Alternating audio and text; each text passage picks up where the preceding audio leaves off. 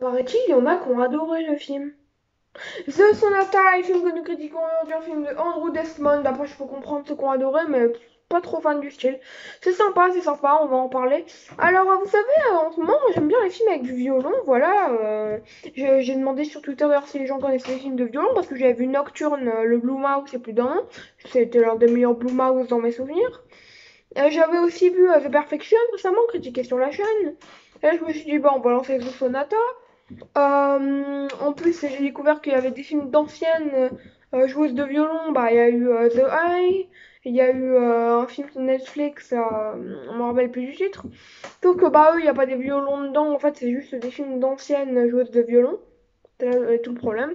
Donc, si vous connaissez des films de violon disponibles en France en VOD, c'est-à-dire Univers Ciné, Orange VOD, Amazon, vidéo en location, parce que je pense pas qu'il y en aurait sur Prime. Mais voilà, s'il y en a, dites-le moi. Prime, Netflix, Frickson, Shadows. Je suis ouvert à tout tant que je peux y accéder par internet et non pas en DVD.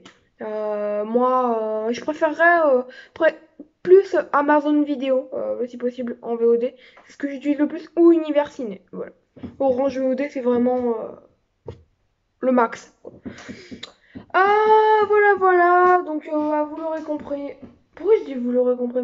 Bah, vous l'aurez compris, je cherche. Voilà, vous l'aurez compris, bah, je cherche des films comme ça. Et nous, on commence la critique de The Sonata. Au niveau des personnages, les personnages sont sympas, mais qu'est-ce qu'ils sont clichés! Oh lolo! Il y a un minimum de construction, je dis pas. Mais par exemple, le personnage de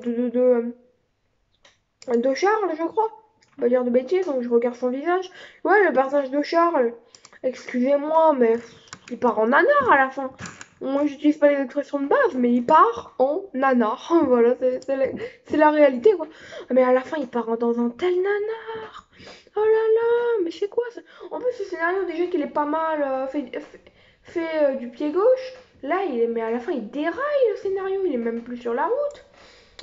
Ah bref, voilà, je parle du scénario alors qu'on parle des personnages, mais c'est relié au scénario. Le scénario, ça part d'un coup. Donc le personnage part d'un coup. Non mais j'ai pas compris en fait la fin. Parce qu'en plus la fin elle est beaucoup trop brute si vous préférez. Par exemple avec les enfants, à la fin il y a une révélation sur des enfants à la fin. Waouh. Je dis pas que c'est mal amené, mais c'est bourrin. C'est bourrin quoi. Je sais pas moi. Ils sont bruts. Au niveau du scénario, justement, la continuité dialoguée est très simple, la structure est sympathique, mais voilà quoi, ça tient sur une maison en pain d'épices. Voilà quoi, même les violons sont pas assez solides, si je peux me permettre. Parce que là, ouais, ça tient pas. Je sais pas, pourtant, c'était sympathique, mais en fait, je l'avais mis un 3 sur 5. Mais en y repensant, il mérite le 2,5 sur 5. J'en mets rarement des 2,5 sur 5. Hein. Le dernier que j'ai mis, ça devait pas être si longtemps que ça. Mais... Ah, quand même, le dernier 2,5 que j'ai mis, ça date d'il y a une ou deux semaines. Ouais, quasiment 2 semaines. 10 jours, quoi. Donc, ouais. Bah ouais, c'est Sonata, je sais pas. Pas forcément le film le plus appréciable que j'ai vu de ma vie, quoi. Ah, et pourtant, j'avais quelques petites attentes, ouais, parce qu'un film avec des violons, je sais pas, et pas les musiques, hein, je parle vraiment le violon en tant que personnage. Pour me parler, bien sûr. Sinon, au niveau de l'histoire, l'ambiance du récit est assez classique, vous savez. En plus, vous savez, c'est le genre de film amené par des musiques extrêmement classiques, vous savez, les musiques un peu, même si j'aime beaucoup ce film, lui, c'est bien les musiques à la The Boy, les musiques à la Conjuring, vous savez, les musiques hyper simplistes comme ça. Bah voilà, l'ambiance elle est aussi simpliste, un récit plutôt divertissant, sympa, qui part en foutraque à la fin. Surtout qu'en plus il y a un bon twist à la fin. Twist très très simple, mais il y a un bon twist à la fin. Mais en gros, si vous préférez, c'est tellement mal exploité, c'est tellement emmené d'un coup. Je pense que soit le film aurait dû... non, il pourrait pas s'amputer là. Il se pourrait pas s'amputer de quelques minutes. Donc je pense que le film aurait dû s'ajouter quelques minutes. Mais voilà, ça n'a pas été fait. Ah, voilà, voilà. Donc, au niveau de l'anxiété, du gore, des dead scènes et du mystère, euh, l'horreur se déroule avec classicisme, comme je vous ai dit. Franchement, on est vraiment sur du Conjuring.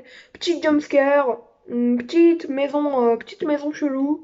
Voilà, quoi. T'as un film d'horreur, quoi, pour eux. Film de genre. Sinon, bah voilà, quoi. Le pire, c'est que c'est même pas forcément sympa par moment. Parfois, ça peut l'être, mais c'est pas forcément sympa, et là est tout le problème, quoi. suis un peu déçue quand même. Voilà. Photographie, certains plans jouent sur le fait, sur la fourberie des personnages, sur le fait que les personnages sont assez fourbes. Par moments, ça joue sur ça. Je remarquerai un moment où, en gros, je crois qu'il discute avec quelqu'un, je suis pas très bien sûre. Mais en gros, c'est sur le personnage de Charles, il discute avec quelqu'un. En fait, il y a un plan qui se rapproche de lui à la fin de la scène, je trouve ça plutôt bien fait. Extrêmement facile à faire, mais j'ai trouvé ça super. J'ai trouvé ça très bien fait, sur de bons points du film. Malgré que ça s'approche du nanar comme plan. Effets spéciaux plutôt bons, et au niveau du jeu d'acteur que j'ai failli louper puisque je n'ai rien noté dessus, bah on a Freya Tingley qui joue plutôt bien, on croit totalement à ce qu'elle fait, elle a un jeu sympa, elle a un jeu clean, que peut-on demander de plus? Je sais pas trop. Ah, Simone Abkarian, comme je l'ai dit, il part en nanar à la fin. Sinon, on a Rutger Hauer, mais il joue tellement un rôle si petit que voilà.